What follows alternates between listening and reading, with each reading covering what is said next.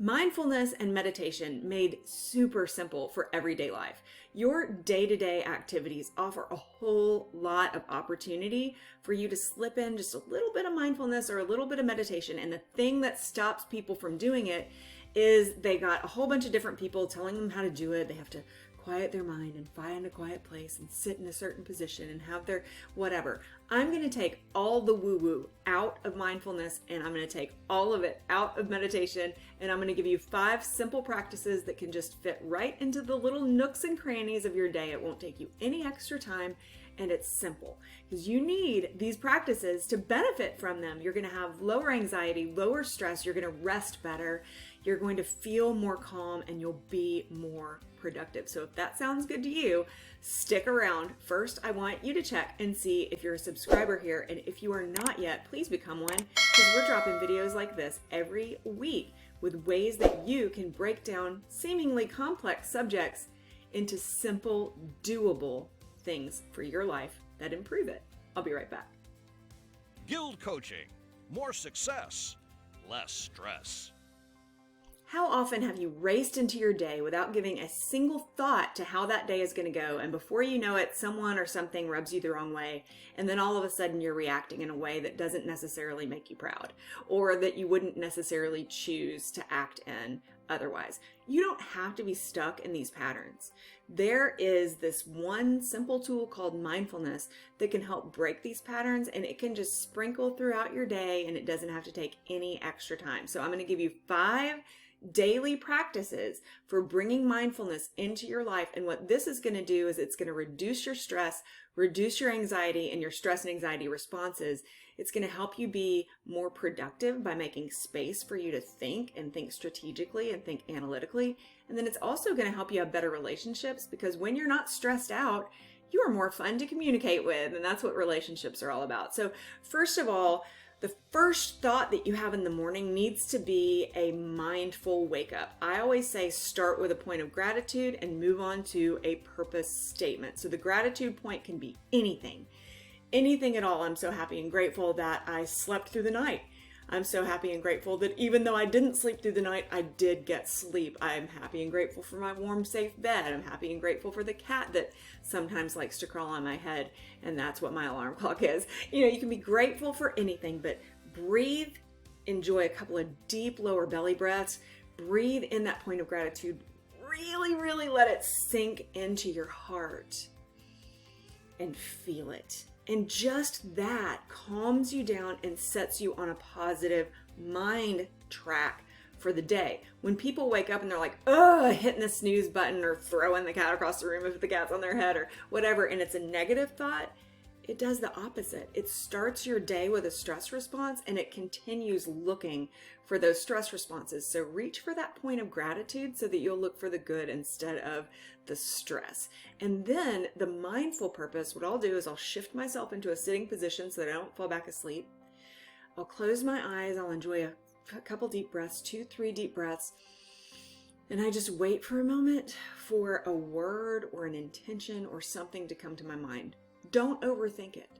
The first thing that pops into your mind as an intention for the day is probably a good thing. Do you want to be thoughtful? Do you want to be purposeful?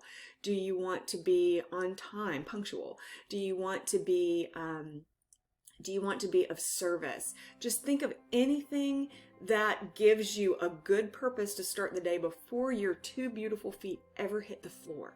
Okay? And then breathe that in, and then declare to yourself out loud, if you're not going to be disturbing anyone, or silently in your head, declare to yourself what your purpose is today. Today I will be kind to myself. Today I will be patient with others. Today I will be generous. Today I will find ways to be grounded and persevere. Today I will eat well and enjoy the beauty of the world. Today I will be intentional with others. And then throughout the day, you can check with yourself, pause, 1 second, pause, enjoy a breath, and revisit that intention. Am I being intentional today? Am I being purposeful today? Am I being generous today? How can I build generosity into this moment? It could be generosity of spirit with yourself or with someone else. All right, the second practice is mindful eating. You're going to eat today, and so am I. So we may as well turn this into a mindful process. Breathe before you eat. It's the first step in mindful eating.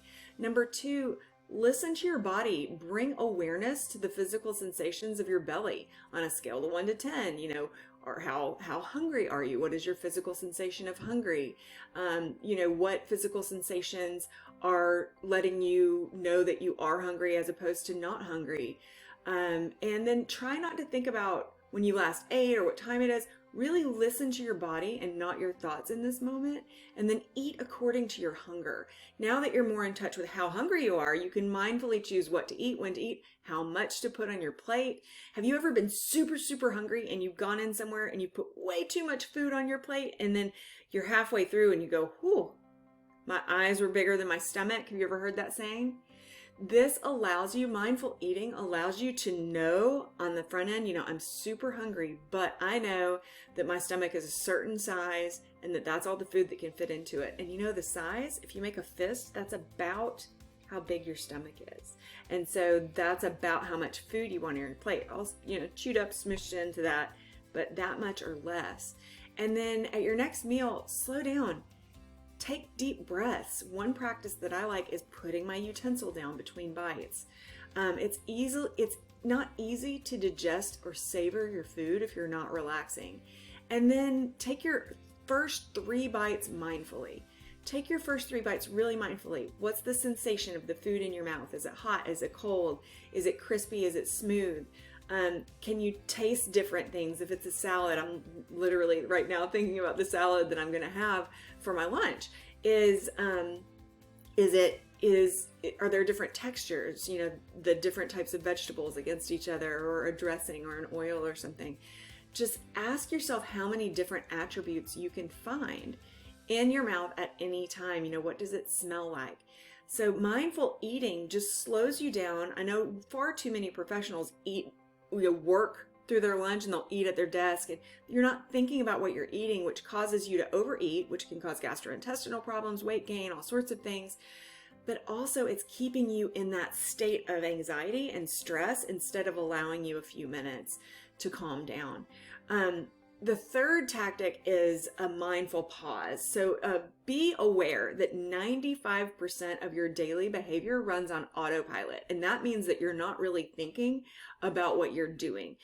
Our neural networks underlie every single habit that we have. It reduces our millions of sensory inputs per second into manageable shortcuts so that we can function in this crazy world that we live in, right? So these default brain signals are signaling superhighways in your brain, and they're so efficient that they often cause us to relapse into old behaviors before we even remember what we were supposed to do instead. So mindfulness is the exact opposite of this. It's slow brain.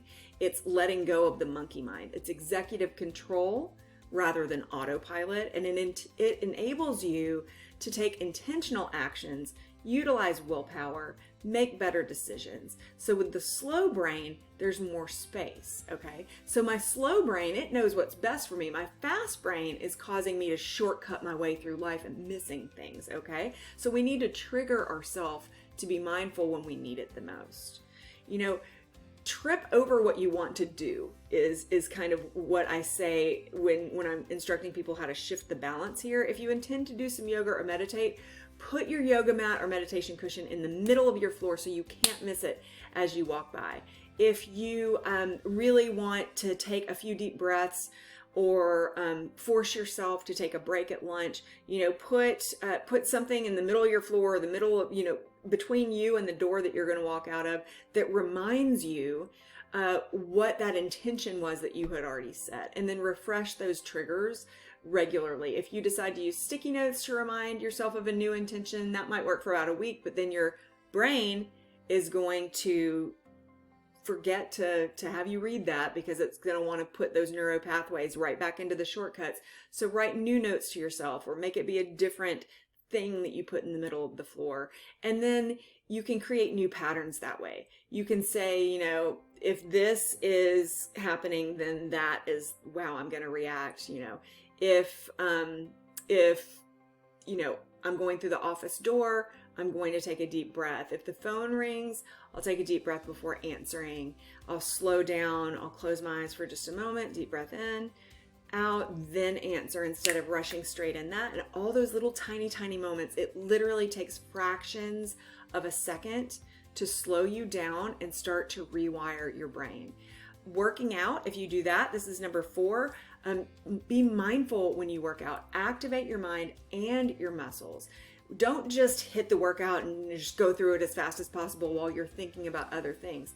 Shut off that other thinking and think about only what you're doing in that moment. Be clear about your aim.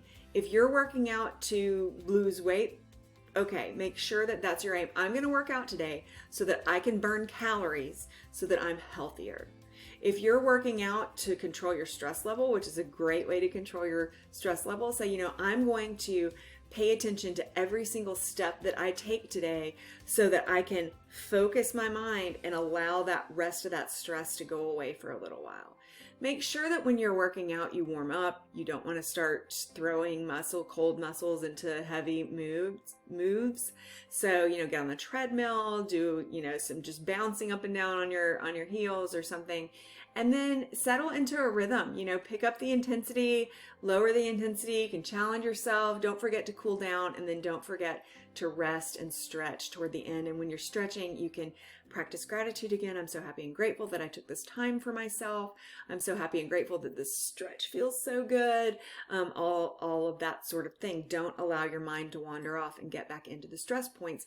Keep it there with some gratitude. And the 5th place where you can very easily drop some mindfulness in is when you're driving. I mean, how many times have you been in the car and different things happen? I know in my area of the country, there's a lot of trains, and so we get stuck by trains a lot, and there's road rage, and I've lived in places with drawbridges before, and use all of these inconveniences as mindful moments. Close your eyes when you're stopped in your car. Enjoy a deep breath.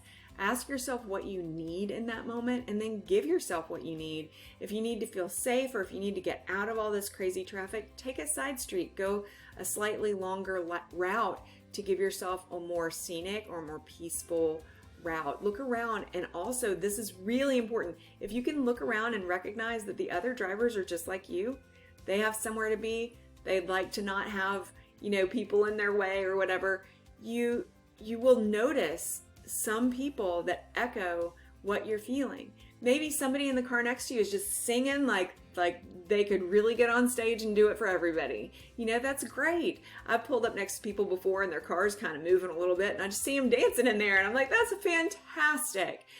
Wish for yourself that you have what you need. If you want safety, say, may I feel safety? May I feel at ease? May I be happy? And if you see somebody else who doesn't look safe and happy, wish that for them. Wishing something for someone else pulls up this beautiful energy inside you, and you're also sending love to them. And don't forget, I say this a lot, breathe. Breathe, breathe, breathe, breathe, breathe. Breathe deeply. Make sure that you're not engaging your shoulders, because that means that you're using the top part of your lungs. Breathe all the way into the fullness of your lungs. Just that is a mindful moment. It only takes you 15 seconds to calm yourself down when you're using deep breathing the mindful way. If this video helped you at all, give me a thumbs up, and don't forget to subscribe and click that bell before you leave so that you know the next time that we drop a video like this to help you simplify complex topics so that you can use them in your life. See you next time.